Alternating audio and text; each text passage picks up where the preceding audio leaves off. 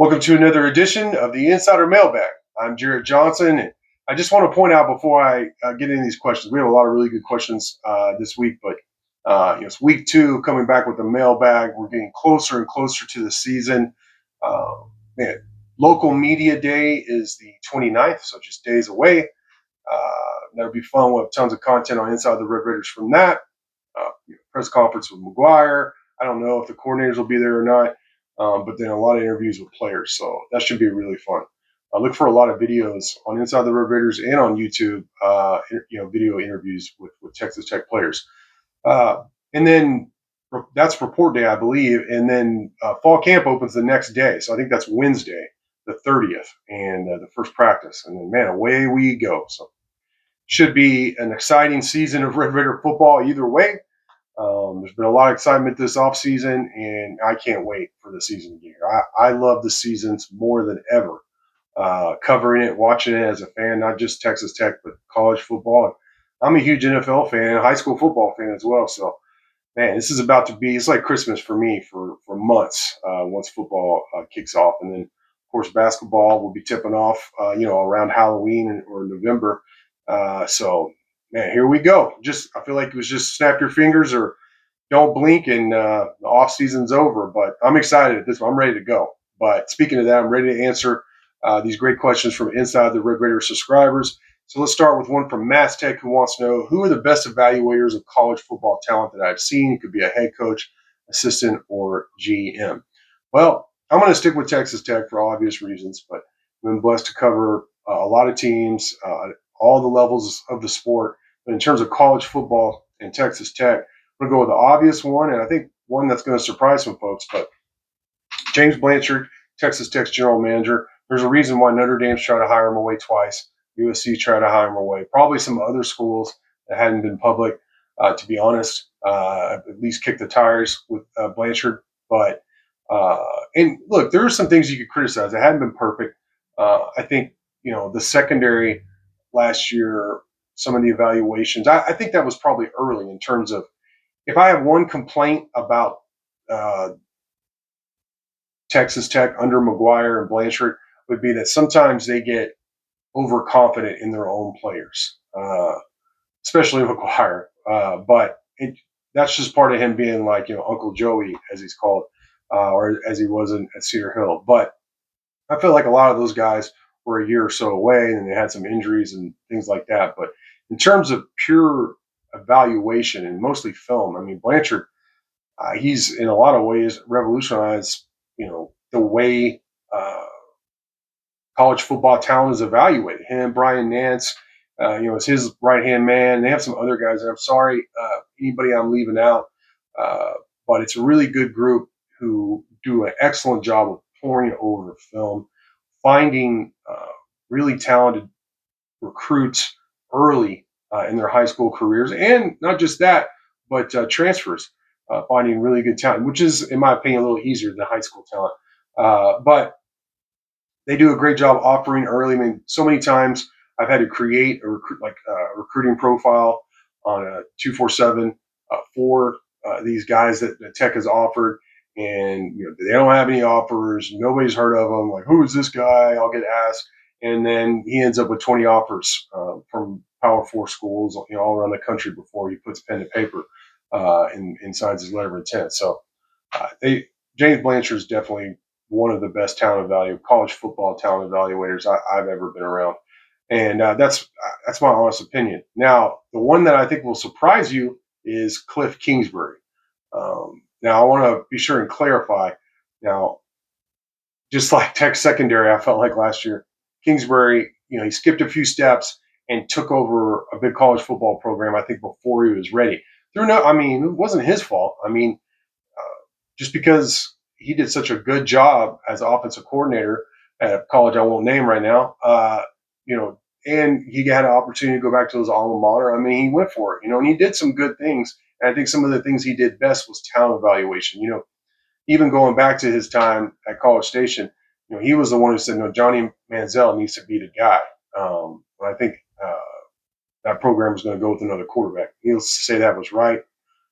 He's the one who found Patrick Mahomes when nobody else, no other Power 4 school wanted him. I remember talking with Kingsbury about that when he was recruiting, or after he signed, before he really became the starter, Mahomes, and then once Mahomes took off and was who he is, just why he brought him in, what he saw that nobody else did, and all those things. So you got to tip the cap to him there. But it wasn't just quarterback. Some of his receiver evaluations, some of his just overall talent evaluation on both sides of the ball, I thought were spot on in my conversations with him. And he saw things that a lot of other people didn't. And I remember, I think the best example of this is, uh, though he didn't get a lot of guys actually on the team and sign them, and again, roster management was terrible.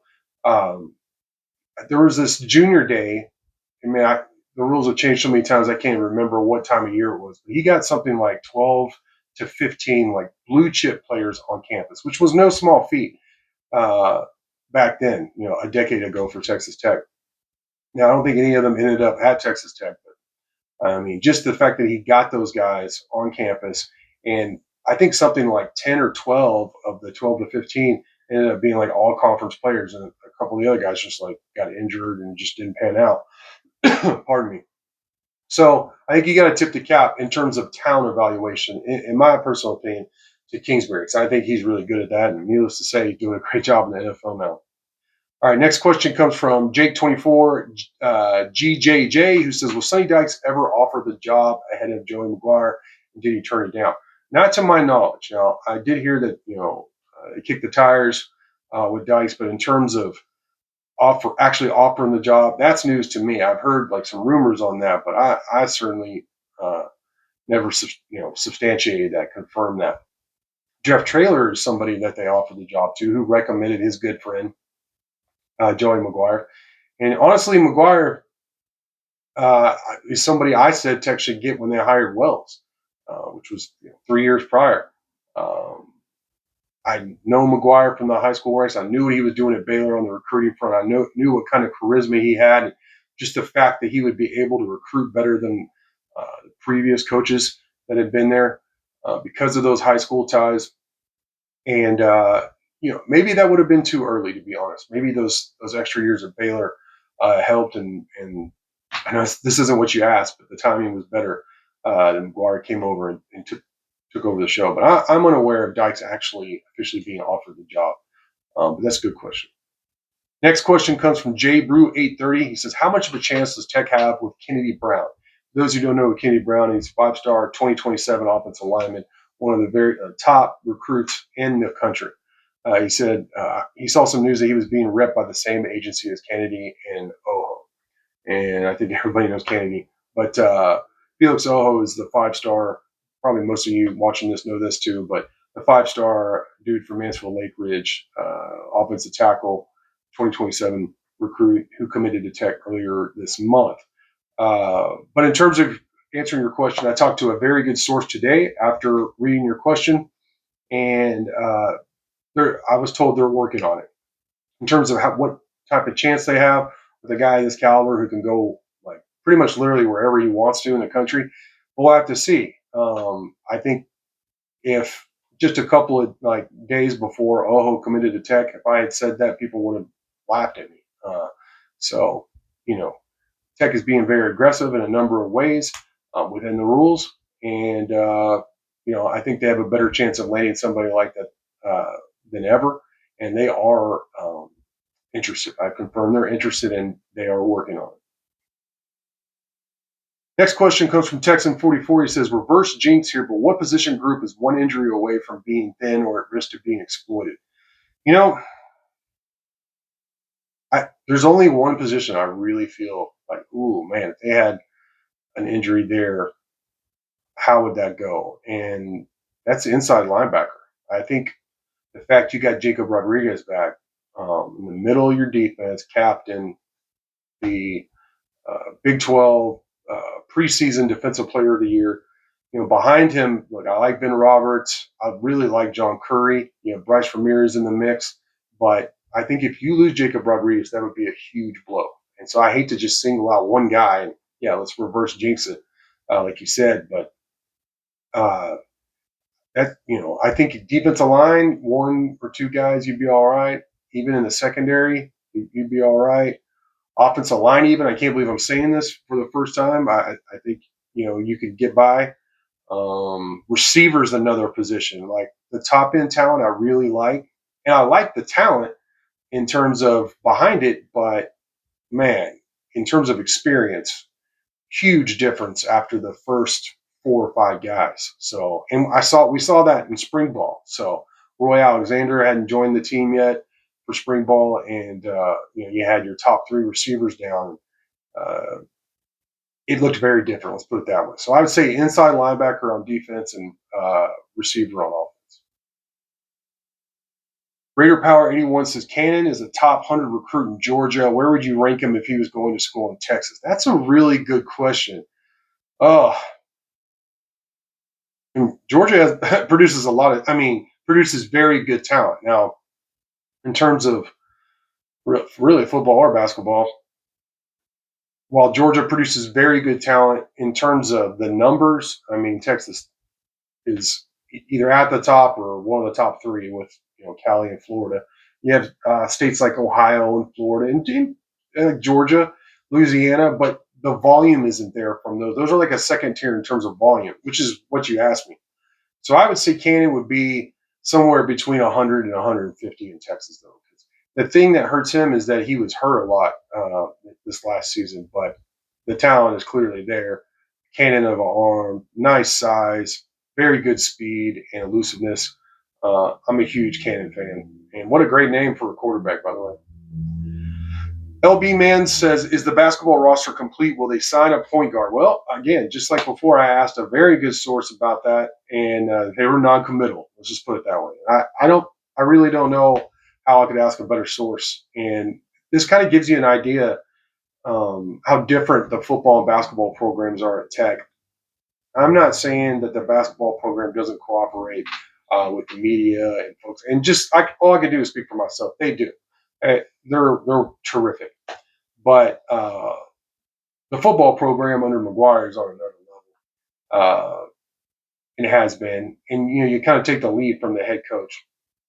The basketball program, their philosophy is just to be a little more under the radar and kind of be like, let's do the work behind the scenes and then show you what we do. And it's kind of hard to, it's not kind of, it is difficult to argue with the results.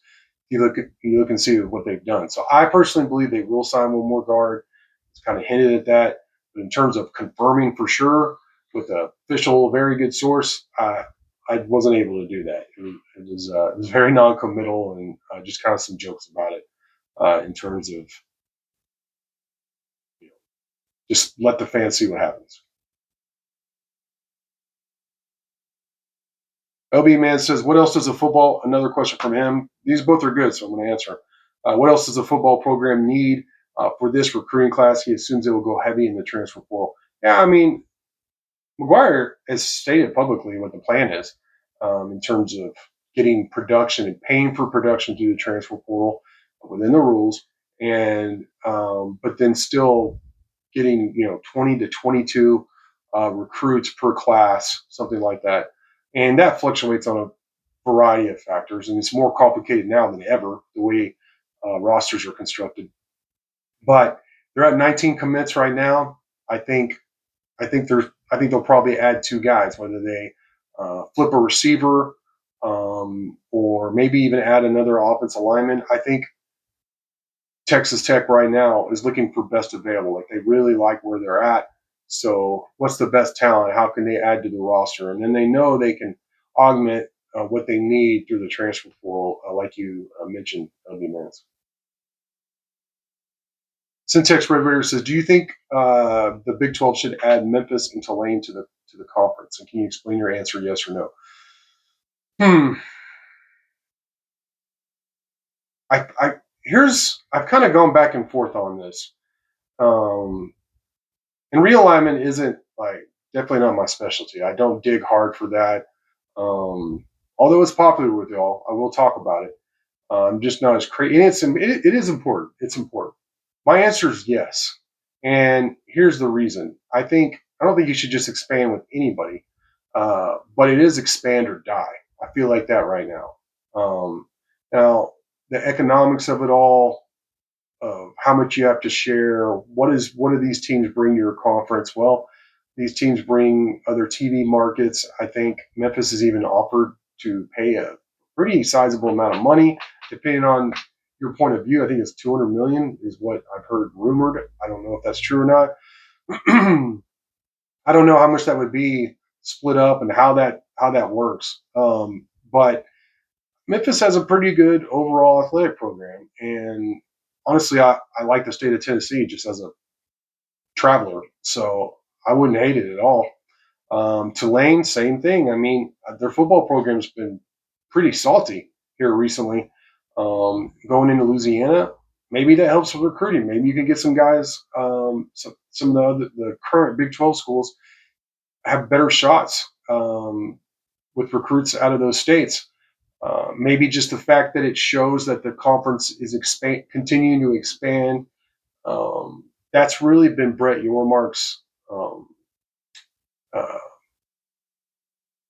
the way he's gone about doing his business is being very active and being very proactive, like super hyper proactive.